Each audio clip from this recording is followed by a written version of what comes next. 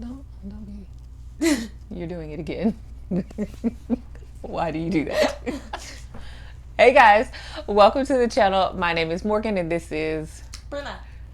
Hang on. I thought you were going to say something. This is my daughter, Brenna. She is in the 6th grade and she is going to share with you all of the books that she read for the months of July and August. And y'all, my hand is right here on this stack because that's how tall it is.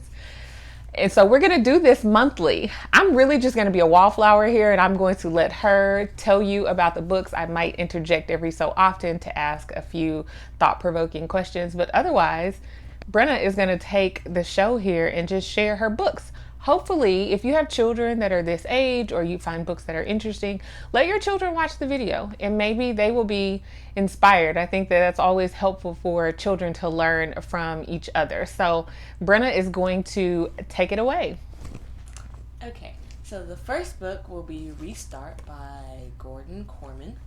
And this book was about how this one boy was trying to get something off of the roof of his house and he fell through the window.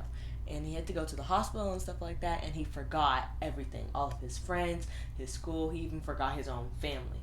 So as he's going through the book, he realizes that he was not a very nice person. He was a bully in the book at his school, so a bunch of people are afraid of him, and his friends encouraged his bullying. So they were they were good that they were glad that he was alive and were happy and wanted him to go back to what he did. But since he's basically restarting his life over, he's becoming nicer and joins with the nice people, and his friends aren't really being very nice to him because he's changing from being a bully to someone that's actually nice. And then he figures out he stole something of someone, and now in the end of the book it shows that he was trying to get it back, and he actually goes to being a nice person and people start to accept him. Okay, she spoiled the whole book. Okay, so I just thought about that. So don't tell the whole book. Just tell a few What it's about. Bullet points and whether or not you liked it. So did you like this book? Yeah. Good. Okay, so Restart is a good. That's one you would reread maybe? Yes. Okay, so just give a little bit of information about it. Because then if they let their children watch it, the book is spoiled. You know what I mean? Yeah. We don't want to do that. Okay, next. Okay, Sugar. This book, I actually really enjoyed this book because the girl is super fun in here. But she lives on a sugar plantation and she just works in the fields, and she learns about how different people can work together no matter their skin color. Ooh, I like that. So I thought that this would be a really good book. It kind of goes along with where we are with our history curriculum. And we saw it. Did we get this one at Half Price Books? I think we did. Yes. I think this was a Half Price Books purchase, which was awesome. I think it may have been like $3. So, all right, moving on. Okay, When Life Gives You Mangoes. This book at first was really slow, and it was just going really slow, and it was a little boring at first. But as I read it, it got more interesting. So the girl, she can't remember her summer and doesn't remember why she's scared to go in the water. So throughout the book, she figures out why, and she figures out that she's imagining some of her friends and that they're not real because an accident happened while she was in the water. So that was actually really interesting to figure out in the middle, and I was like, that was totally a change of the whole book, and that made it a lot more interesting. Oh, good. That's good. Okay, and this is When Life Gives You Mangoes by Kareen Gettin. This was on her list for reading for fall reads this year. Done. So that's 3 books already. We have lots more. Okay, let's go. We got to go a little faster. Smack dab in the middle of nowhere. So this book was at first a little confusing because I didn't really know what was happening. So at first I had to go back and read a little slower because I do read a little fast. So the girl in the book, her mom left and her dad just died a couple years ago, so she's living with her aunt.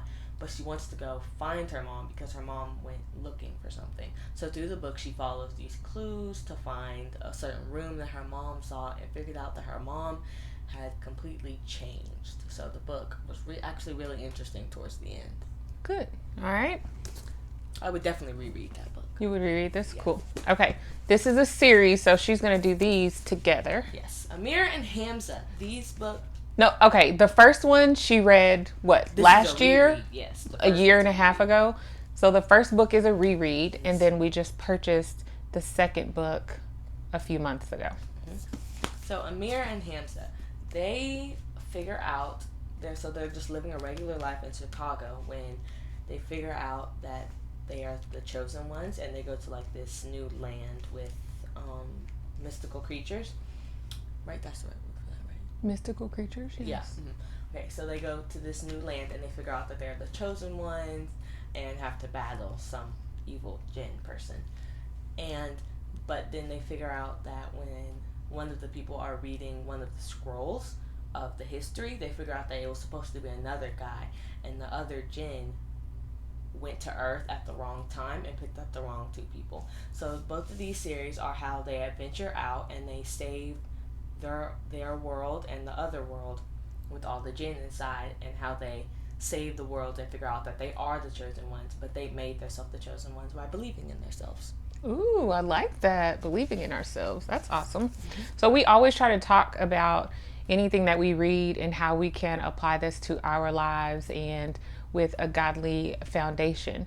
And so we were talking about this, and I thought, she's like, well, how do I apply this to my life? And I'm like, God has a purpose for your life. You have been chosen for something specific, and we have to keep working and communicating with God and building and growing our relationship and our faith, and his purpose for our lives will be fulfilled. So Amir and Hamza, cool books. Okay, next up. Next, we have The Steam Chasers. These books were actually really fun, and I would definitely reread them. I actually wish that there would have been more books to the series. I thought so too. Maybe they will come out with more books, but for now, this is what we have. So these books, six group of people. 1, 2, 3, 4. They all come together because they all go to the same school, and they come together for a history project to learn how African Americans made America a better place by creating things and inventions that we use right now. So throughout the books, they go through a lot of different challenges to find out who made different things and what African Americans made things. So they figure out in the second book, they figure out what they learned, what African Americans made things in space. So like have to do with space. So like the what astronauts went to space first, what African American astronauts went to space, and in the last book, they talk about how a bunch of African Americans were architects and what they built and stuff like that. Different buildings that are still here today are in museums. So these books are actually really interesting. Cool. I would reread those too. Cool. So I'm hoping to pass these down to my middle daughter because she is our science buff. Now, Brenna is not a huge science person, so I was a little worried, but she loves books. So we put science in a book and she soaked it up. Yeah. It worked, y'all. Okay, this next one is a series also. How many books do we have in that series? 1, 2, 3, 4, 5. 5 books, but I think there are actually a total of 6 books in the series. So the first book of the series, what is it called? The Book Wanderers. The Book Wanderers. Pages and Co. The Book Wanderers. This is actually one of the free books that we got. Was it Barnes & Noble? So they participated in 3 summer reading programs, and this was one of the free books from Barnes & Noble for grades 5th and 6th. And so she grabbed this. And halfway through it, she's like, Mom, are there more books? Can we get them all, please? And of course, I am on a book buying restriction. So I thought we need to check them out at the library. So she has the other 4 that we checked out from the library. So let's talk about the Book Wanderers. Okay. She's going to talk about the whole series, not each individual book. Just kind of give you a broad overview of what the series are about. Yep. So Tilly, in this book, she's living with her grandparents in Pages & Co., which is a bookstore. So exactly what the book name is, she figures out that she can book wander or go inside of books and talk to the characters and meet them and be inside of the story. But there are a bunch of different rules, and she figures out that her mother could do that, and that's how her mother got lost from book wandering inside of a book. And also, she figures out that her grandparents can do it, that her whole family can do it, and she learns and book wanders into books, and that's what all the books, most of all the books are about, of her learning about different fairy tales, and that it's dangerous to book wander into some books, and some people that she meets, like fictional characters that came out of books and are like living in the real world, and they're actually very interesting. How she learns and goes through and book wanders and learns to work with other people, and that she can't get like super scared when it's her family that's in danger, that she has to learn to calm down. Ah, cool. So 5 or 6 books in the series altogether. I'm sure eventually we will purchase them. They just can't be purchased right now. And we'll track down the 6 books so that she can finish the series. But she talked to me a lot about these. Like, Mama, she went in this book and found this and did this. And I'm like, yes, girl. Yes. So that was a series. Would you reread it? Yes. Yeah, pretty like cool. In The Girl in Tilly, she can book wander into like Anne of Green Gables and Wonderland too. Wonderland. Cool. Yeah. Okay, a couple more, guys. Hang on with us. You can sit those right there.